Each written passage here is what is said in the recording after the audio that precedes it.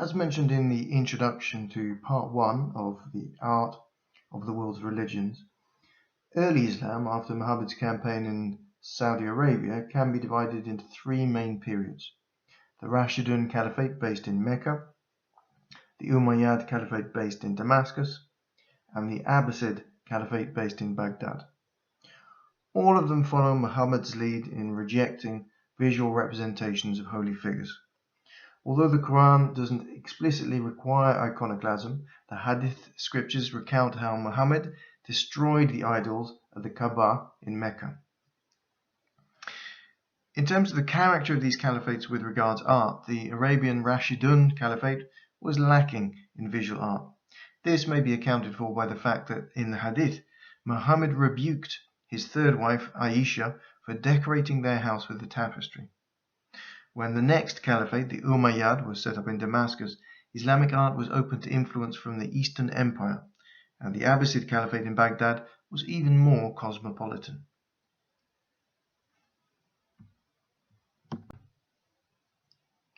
It's the second of these 3 caliphates, the Umayyad, which spread across northwestern Africa and into the Iberian Peninsula, the subsequent caliphate at Cordoba, and the last Islamic stronghold in Spain, the Emirate of Granada. What I find remarkable about the images we're about to see is the fact that the rejection of figurative representation has resulted in something that really challenges and expands our conventional idea of art. This is the Grand Mosque of Cordoba, and it's really in architecture, in interior design and spaces, that a sense of the transcendental is created. The complexity of the brickwork and the seemingly endless repetition to infinity of the columns and horseshoe or herradura arches. Compare the freshness of the sapling columns in this forest with the crushingly heavy columns at Karnak in Egypt. Look at the mathematical complexity, the endless cycles of geometry in this dome. The Alhambra. Its fall in 1492 ended Islamic rule in the Iberian Peninsula. The 9th century fort, built on Roman remains, was greatly expanded in the 13th century and then converted into a palace, and was the centre of Nasrid rule in southern Spain. The summer temperatures in Andalusia are punishing, and everything, the visual effect of the light carving and the cooling effect of flowing water, is designed to ameliorate that heat. But the incredible complexity of the decoration is more than just comfort. There's a multiplicity of ways to try and represent God, many noble ways to fail to do so, which is what an iconism is. For example, the tradition of only representing God's hand or the eye. But what this art does in the Alhambra is to distill, through the mathematics of geometry, the impossibility of a finite, limited being, like a human, approaching the infinite nature of God. And in doing so, it represents the beautiful patterns of interaction of those 2 entities, the finite and the infinite.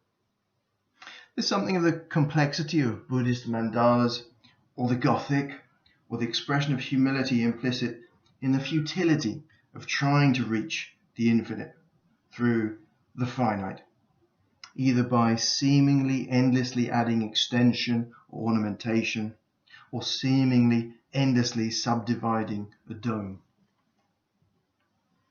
I'll also be getting quite excited next week about the link between cosmology and Baroque ceilings. The Islamic world made huge advances in astronomy, and the muqarna, or honeycomb ceiling, is one of the ways in which that cosmological expansion is reflected. You have to look up at it in the same way you would at the night sky, and it has an expression of the infinite by constantly dividing and dividing and dividing. Buddhism begins with the life of Siddhartha Gautama, a prince from northern India, on the border between northern India and Nepal, who left his palace after a protected youth, rejecting material wealth and seeking enlightenment. He saw an old man outside the palace in the town, a sick man and then a corpse, as well as an ascetic, and decided to leave his palace, unfulfilled by meditation alone and by asceticism, depriving himself of food and so on. He decided to meditate under the peepal tree and stay there meditating until he attained nirvana. And the whole story is told in many of the scriptures. Various textual schools emphasize different aspects of how he attained nirvana, but all the different schools fundamentally agree on the four noble truths: that dukkha, the suffering of eternal rebirth, is caused by samudaya, or craving, desire, and that also nirodha, or ending desire, can be achieved by the marga, or the way. Common to all religions, Buddhism talks about the false illusion of the everyday finite world. Common to all religions, emphasizes a discipline in order to dispel that illusion. Traditional Theravada Buddhism is heavily textual, focused on Buddha's historical life, and is considered quite austere in its practices, whereas Mahayana Buddhism is more esoteric, focusing less on the living Buddha and more on the heavenly one. Vajrayana, for example, Tibetan Buddhism, employs a huge symbology of deities to express different aspects of the path to nirvana. Common to other religions, Buddhism's early period rejected figurative representations of the Buddha in favor of symbols, such as the stupa, or reliquary monument, which would contain relics.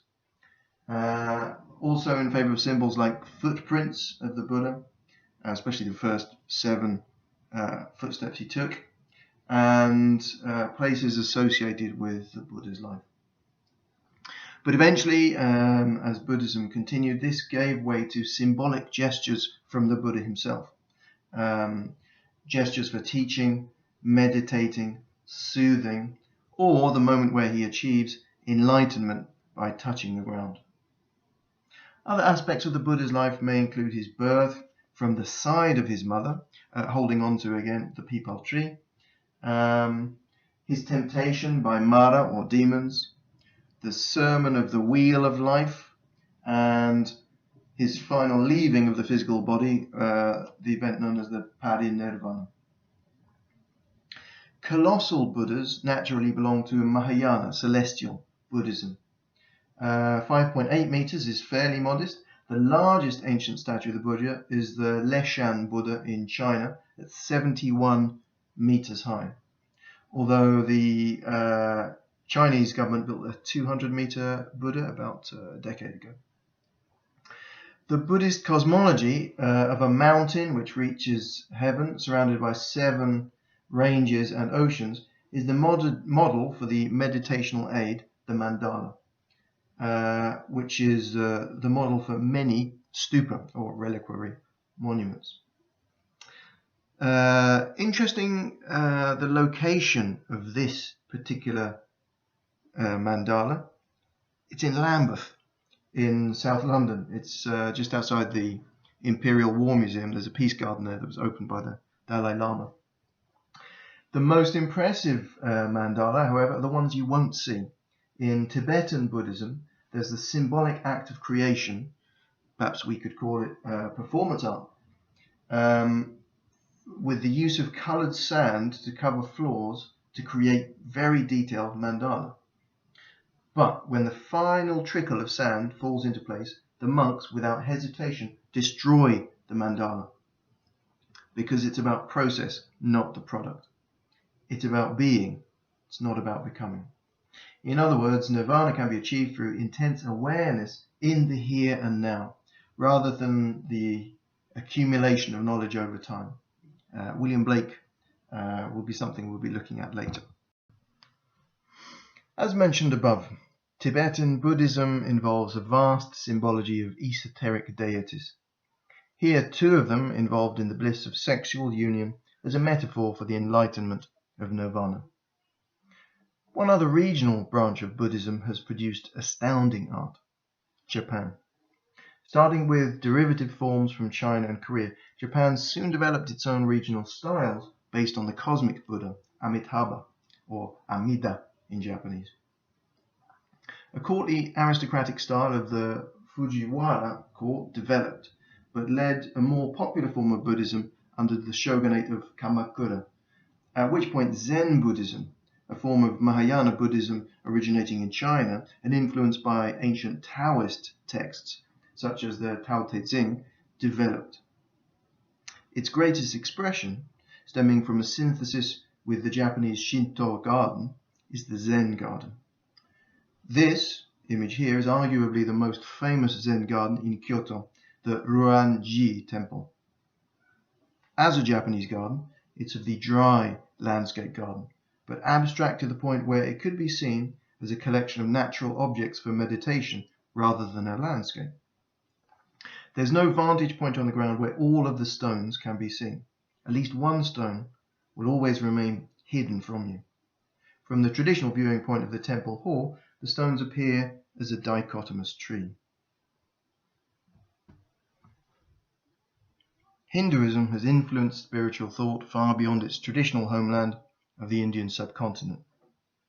It can lay claim to be the oldest religion continuously practiced, based as it is on the Vedic texts of around 1700 BC. The most famous texts are the Bhagavad Gita, taken from the epic of the Mahabharata, and also the Ramayana. Despite the flourishing art of the Indus Valley in modern-day Pakistan, including beautiful human figures from cities like Harappa, the Vedic period didn't produce any significant art. Then, early Hinduism was overrun, if you like, by another religion born in India, namely Buddhism. And many elements of Buddhism, notably the concept of Dharma, come from Hinduism. And Hinduism, when it emerged in the 7th century as the dominant religion again, had been influenced by Buddhism in turn. The dominance of Hinduism ended with the Islamic invasion of the Mughals in the 13th century. Some of the earliest Hindu art then can be found in Bombay or Mumbai on the northwestern coast of India in the Elephanta Caves, a small offshore island. Dedicated to one of the most popular Hindu gods, Shiva the Destroyer, although here he's portrayed in a Trimurti, or triple portrait, with Brahma the creator and Vishnu the preserver. When the three gods create a single avatar or being, they're known as Dattatreya, but it's not clear if that's intended here because we can't see the body.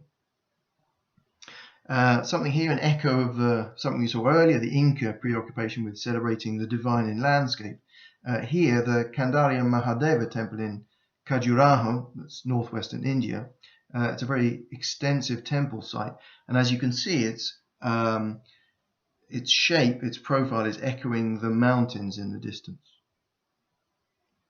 Brahma the creator and Surya the sun god are arguably the most elemental gods in Hindu religion, but the most popular are Shiva, and you may be familiar with Shiva's avatar of Nataraja, Sanskrit for Lord of the Dance, quite a famous image, and Shiva's symbolizing great creative energy, represented by the flames which surround him and by the music he creates.